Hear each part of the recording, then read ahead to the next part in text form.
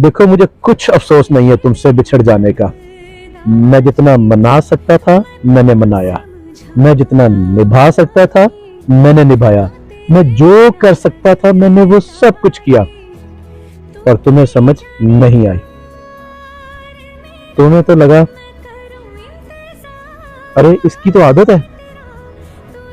लेकिन एक बात याद रखना, जो लोग हमेशा मनाते रहते हैं जब वो रूठते हैं ना तो फिर वो कभी नहीं मानते।